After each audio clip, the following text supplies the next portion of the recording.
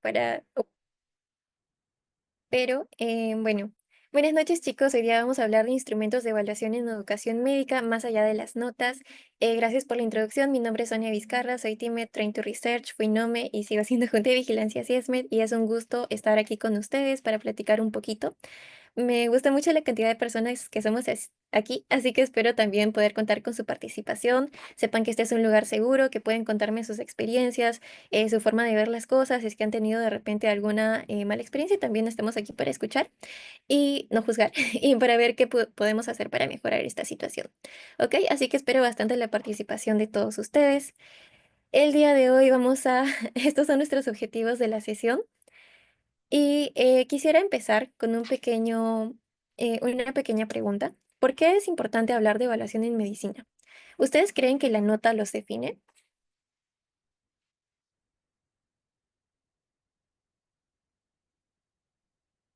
Pueden levantar manito o si no también pueden escribir en el chat, pueden prender su micro, siéntanse libres de poder comentar.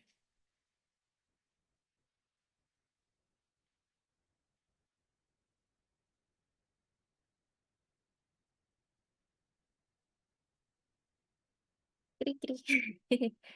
Espero que no, dice Rodríguez. Ok, yo también espero que no.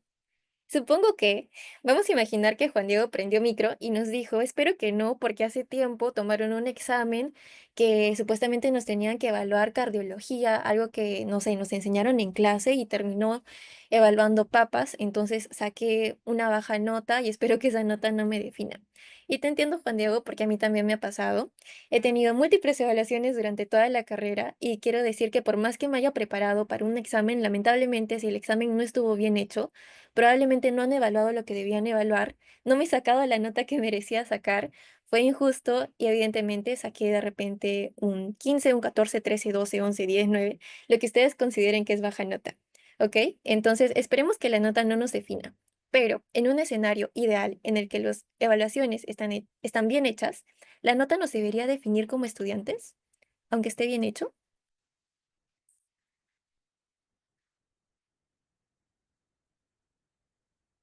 Creo que aquí, de igual modo, el término estaría mal utilizado, ¿no? La nota no nos define a nosotros como estudiantes ni como futuros profesionales de la salud, pero sí es un indicador de cómo estamos aprendiendo, de en dónde está nuestro aprendizaje respecto a cierto conocimiento, cierta área, ¿ok?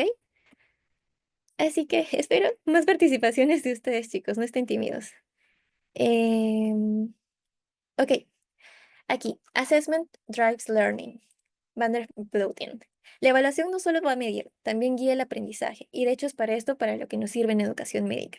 Se vincula con la mejora continua de la enseñanza, en la importancia de la toma de decisiones académicas y clínicas. Evaluar no es lo mismo que calificar.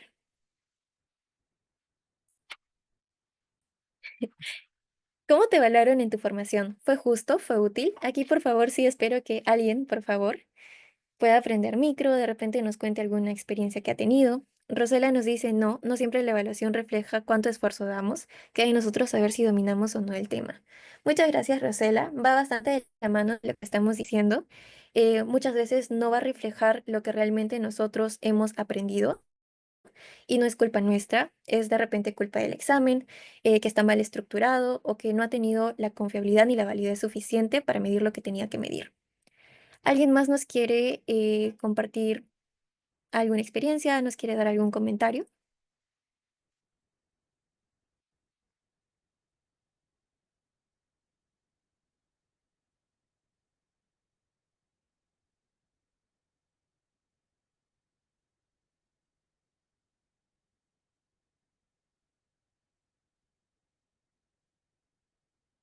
Bueno, em, Fabi, no sé si me quieres apoyar en esta parte. Sí, claro. Bueno, en cuanto a la formación, o sea, hay diferentes exámenes, ¿no? Porque hay exámenes, digamos, basados en capacidades, que son los teóricos prácticos, que, digamos, no solamente van a evaluar tu capacidad clínica en cuanto a conocimientos, sino también cuando estás con un paciente, ¿no? Porque es diferente tener, pues, al frente un libro, una hoja de papel, que tener un paciente. Entonces, En cuanto a los teórico-prácticos, que son algo que ya voy, como que me van evaluando así durante los últimos 2 años, estoy en cuarto año. Sí siento que es justo, porque entonces ahí se ve, ¿no? Más o menos, o sea, estás ya en la cancha, ¿no? Es algo así, teórico práctico. Sin embargo, en cuanto a los exámenes escritos, muchas veces, pues los exámenes son bastante ambiguos o te ponen preguntas que no, que, bueno, pedagógicamente yo no considero que ayuden, ¿no? A la parte del examen, porque son preguntas de, o sea, te ponen, digamos, cuatro enunciados y te dicen, y las alternativas son algo así. Uno y dos son correctos, uno, dos y tres son correctos, solo son correctas uno y tres, solo son correctas dos y cuatro, ninguna de las alternativas es correcta o es correcto alguno de los ítems no propuestos. Entonces, siento que no es algo. Siento que estaría, no, la verdad no me gustan ese tipo de exámenes. No sé si es útil, tampoco sé si es justo. Considero que hay otras maneras de evaluar que pueden reflejar muchísimo mejor lo que es el conocimiento de un estudiante. Y de todas maneras, siento que pues los exámenes no nos definen a nosotros como estudiantes, pero sí es pienso que es una manera, un indicador, ¿no? De más o menos cómo estamos avanzando a nivel pues general y también a nivel personal y tal, ¿no? O sea, los exámenes escritos, mm, dependiendo de cómo estén formulados y hasta ahora en mi experiencia, la verdad no me gustan los exámenes escritos, pero es más que todo por la formulación de estos, ¿no? Muchas gracias, Fabi. Has resaltado cosas bastante importantes. En primer lugar, hiciste tu gran diferencia entre los exámenes 100% teóricos y los exámenes teórico-prácticos. A mí, por ejemplo, me gustaban más los teórico-prácticos, porque sentía que ahí sí podía demostrar no solamente el conocimiento teórico que yo tenía, lo que yo había leído, la cognición, sino que también podía demostrar el razonamiento lógico que yo tenía frente al cierto caso clínico, la actitud que yo tomaba, cómo me desenvolvía con el paciente, cómo yo le comunicaba las cosas, cómo yo le explicaba. Y si es que mi doctor era bueno y realmente le importaba evaluar más de solamente el conocimiento teórico, sino que evaluaba la competencia como tal, yo sentía que era mi cancha, era donde yo podía sacar un 20. A diferencia de exactamente el examen teórico, que también me han tocado esos exámenes en los que dicen son falsas uno y 2 o todas son falsas, y era peor cuando decía el enunciado marque la falsa, porque entonces había que diferenciar la negación de la negación, que podía ser una afirmación. Y esos exámenes terminaban pareciendo más razonamiento lógico y ni siquiera ya sentía que me evaluaban el conocimiento teórico que querían evaluar, sino como yo estaba razonando y desenvolviendo la pregunta y me tomaba media hora pensando y razonando qué querían que marque, más que analizando el tema de por sí. Entonces, gracias Fabi por marcar estas diferencias, conocimiento teórico, teórico práctico, competencias, cognición. Y bueno, sí, hay formas, ¿no? Dependiendo de qué es lo que nosotros querramos evaluar, también van a haber distintos tipos de instrumentos que nosotros podemos usar o que deberíamos usar. Entonces pasamos a lo siguiente. ¿Qué debemos medir en medicina? Debemos medir conocimientos o competencias. De hecho, yo creo que deberíamos medir ambos, ¿no? Pero en distintos tiempos. Al final, como nosotros sabemos, el modelo de CANMES es un modelo de competencias. Entonces, si al final nosotros reconocemos que debemos tener competencias, debemos aplicar instrumentos que vayan de acuerdo a ello. ¿Cuál es nuestro modelo de competencias? Nosotros debemos ser comunicadores, colaboradores, debemos ser líderes, abogadores de salud, educadores y profesionales dentro de lo que significa cada una de estas competencias. Y tengamos también presente la definición de competencia, que es el conjunto de habilidades, conocimientos y actitudes que se van a tener.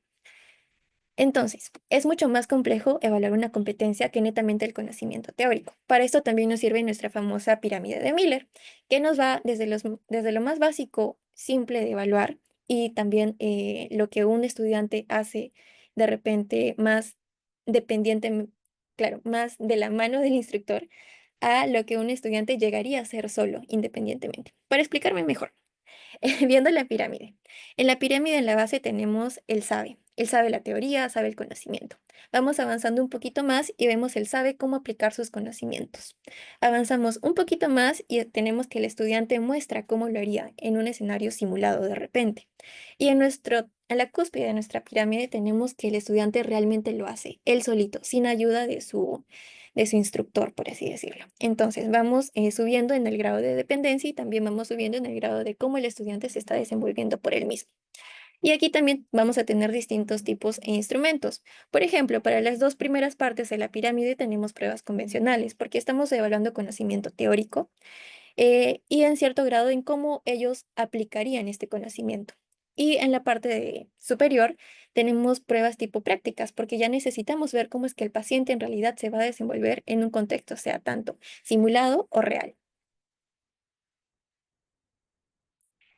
Y aquí tenemos casi lo mismo, ¿no? En la base dijimos que teníamos el sabe, el knows, conocimiento. Y aquí podemos tener, por ejemplo, en múltiple, las preguntas de opción múltiple, las preguntas relacionadas extendidas o pruebas objetivas. En la aplicación, que sería el sabe cómo, tenemos exámenes, por ejemplo, de casos clínicos, ¿no? Donde nos dan un caso clínico y nosotros tenemos que tener cierto razonamiento para decir que sabemos cómo hacer algo. O si no, también preguntas abiertas. En la demostración ya requiere que nosotros demostremos que tengamos más habilidades. Nos acercamos más a lo que sería una competencia. Entonces acá tenemos el examen, el ECOE, que sería el examen clínico objetivo estructurado. Tenemos también los mini SEX, los DOPS o las listas de cotejo.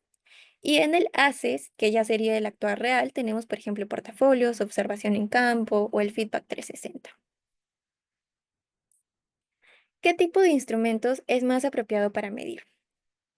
Y acá les muestro distintos panoramas, para medir cognición, para medir procedimientos o para medir comunicación. Aquí nuevamente requiero la participación de ustedes. Con la primera, ¿qué tipo de instrumento creen ustedes es más apropiado para medir cognición, conocimiento neto? ¿Pueden hacerlo en el chat, chicos?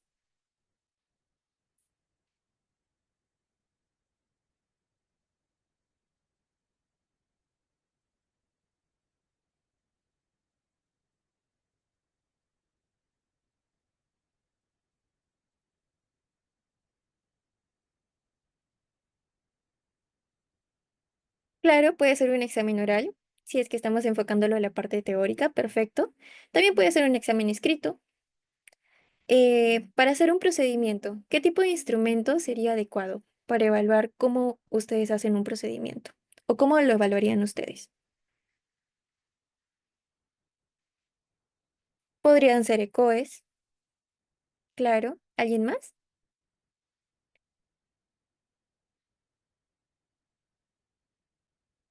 Y para el último, para comunicación, ¿cómo ustedes comunican a sus pacientes diagnósticos? ¿Cómo ustedes comunican, no sé, por ejemplo, hacen educación en salud? ¿Cómo podría ser? ¿Cómo podrían evaluarlo?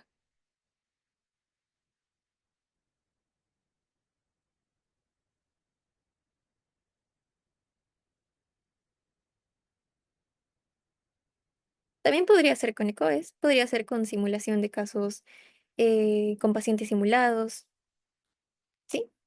Más o menos se entiende la idea, ¿verdad? Observación en campo, perfecto, gracias, Mafer.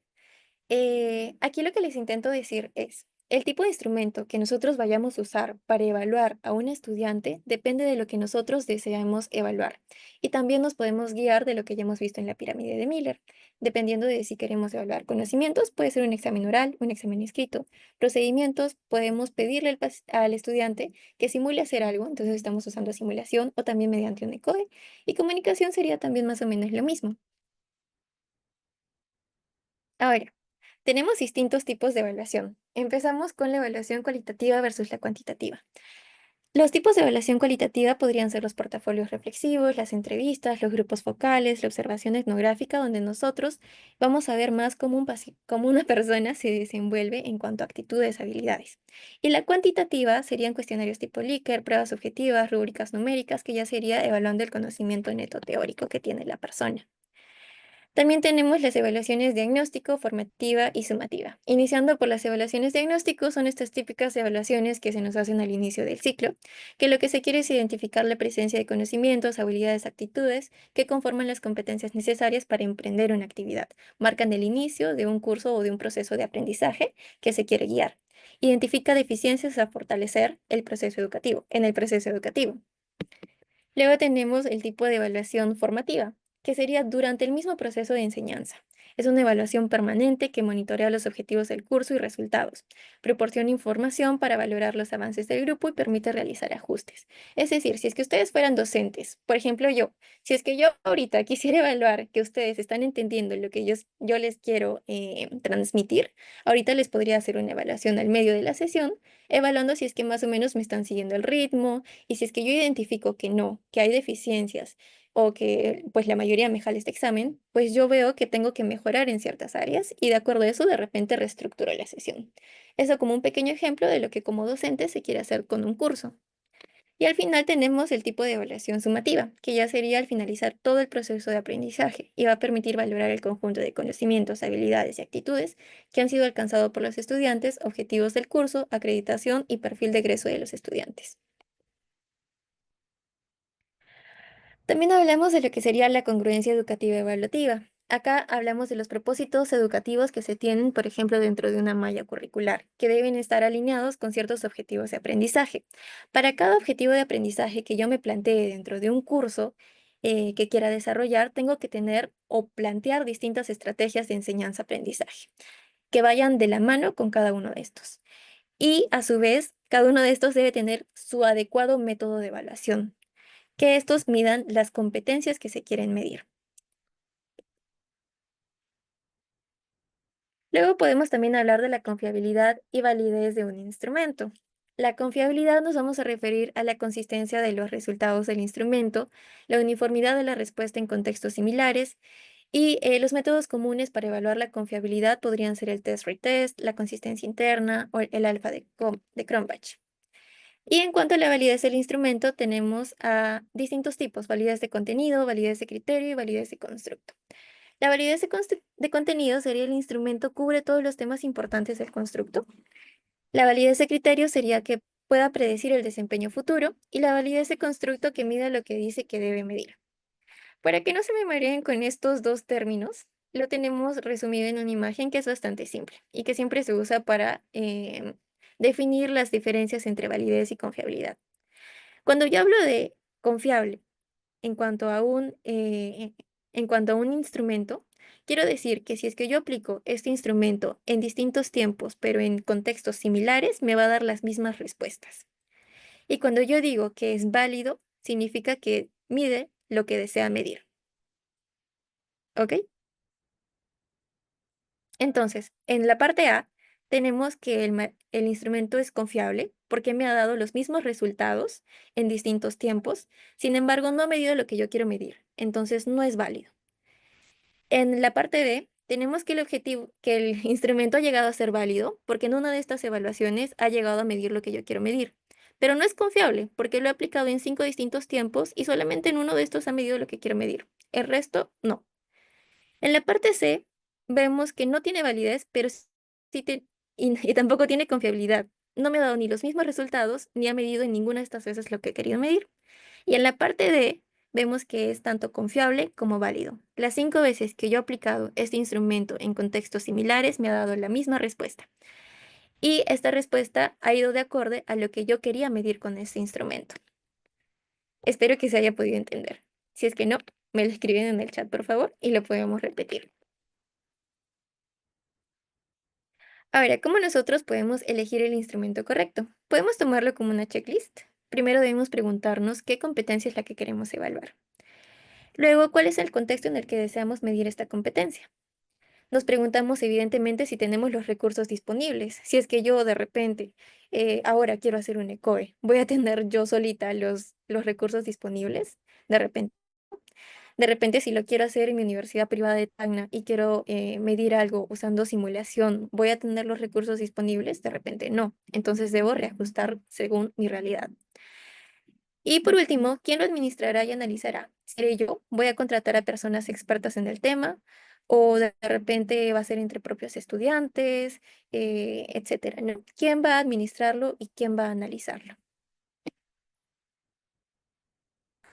Nuevamente, les muestro un poco sobre ya en esta parte, sobre la pirámide de Miller. Recordemos que en la base tenemos el sabe, que ya sería el conocimiento, el sabe cómo hacerlo, que sigue siendo conocimiento, y en estos dos tenemos exámenes teóricos o de casos, y en la parte superior tenemos el muestra cómo lo hace, que ya evaluaría competencia, perdón, conocimiento y habilidad, y aquí podemos tener a la práctica o la simulación, y el que lo haga solo, que sería conocimiento, habilidad y actitud. Y aquí ya estaríamos llegando a la totalidad de la competencia. Y para evaluar una competencia tendríamos que hacer, de cierto modo, una observación directa.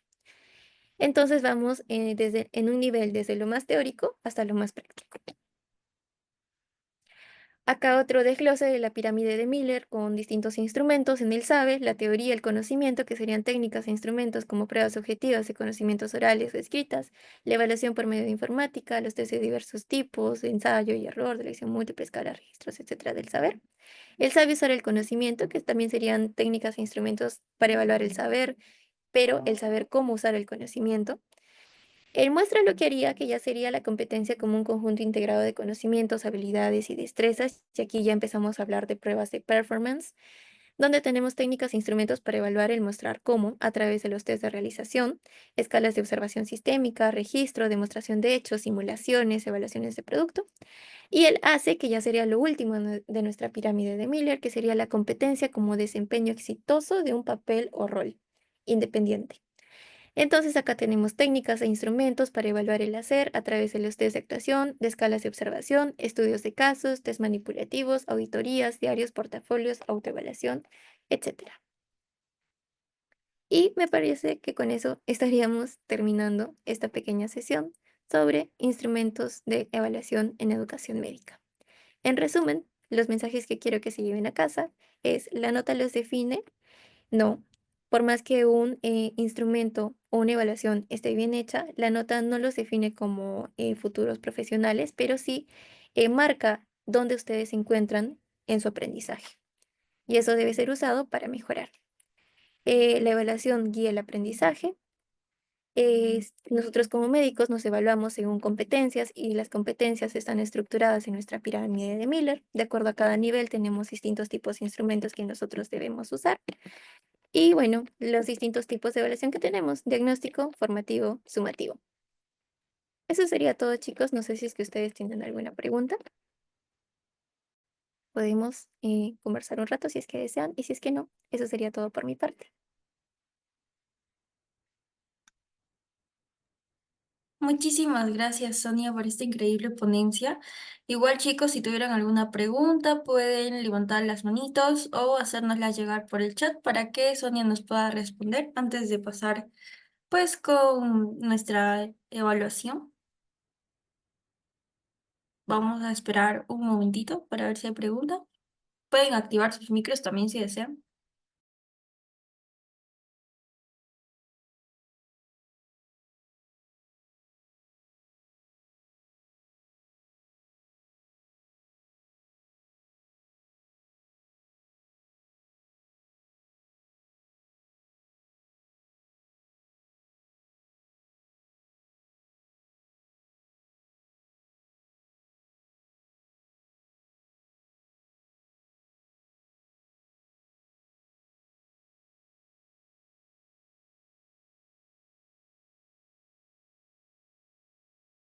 Bien, tenemos una preguntita. Rosela.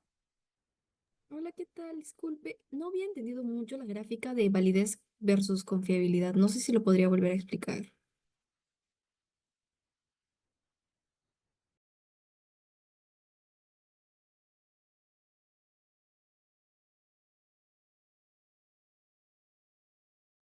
¿Me escucharon? Disculpe. Sí, sí, gracias por tu pregunta, Rosela.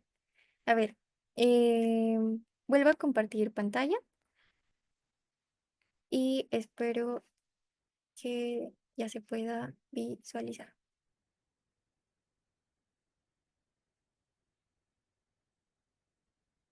¿Se visualiza?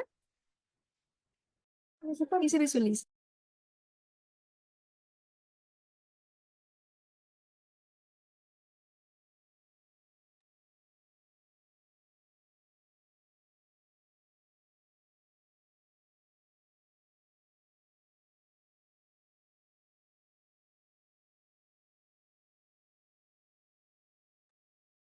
Déjame, voy a revisar esta imagen porque creo que está al revés los términos.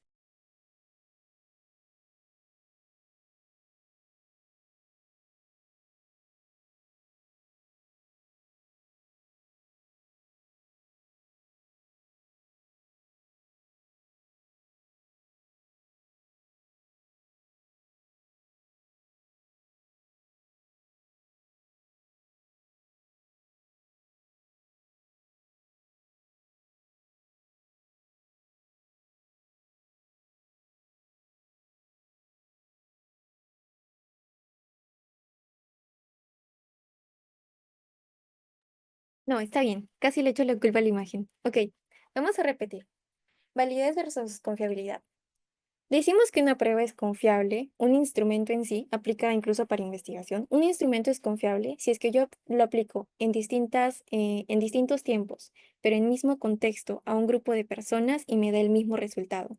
Es decir, no sé lo que estoy midiendo, pero lo que esté midiendo ese instrumento lo está haciendo bien. Está midiendo lo mismo, ¿ok? Me da el mismo resultado. Y que yo diga que es válido significa que realmente es válido para medir lo que yo quiero medir.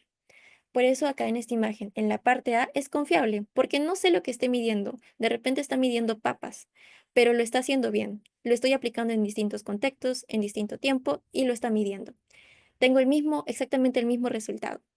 Decimos que es válido en la imagen B, pero no confiable porque ha llegado a medir, por ejemplo, yo quiero medir tomates. Lo estoy haciendo mal, ¿no? Quiero medir, por ejemplo, no sé, quiero medir el nivel de conocimientos sobre productos para subir la hemoglobina, sobre medicamentos para para incrementar la hemoglobina. ¿Ok? Quiero medir eso. ¿Lo está haciendo? Sí, lo ha llegado a hacer, pero en otras ocasiones en las que yo lo he aplicado, no lo ha hecho. Entonces, no ha sido confiable porque he tenido distintos resultados, pero ha sido válido porque ha llegado a medir lo que quería. Acá no ha sido ni confiable ni válido porque he tenido distintos resultados, ha medido distintas cosas y no ha medido lo que yo he querido medir. Sin embargo, acá vemos que es válido y confiable porque llega a medir lo que yo quiero, para lo que ha sido creado el instrumento, y es confiable porque las veces que yo lo he aplicado he obtenido los mismos resultados. ¿Se entendió mejor? Sí, sí, esa vez sí. Muchas gracias. Gracias y perdón por, por la confusión. No se preocupe, gracias.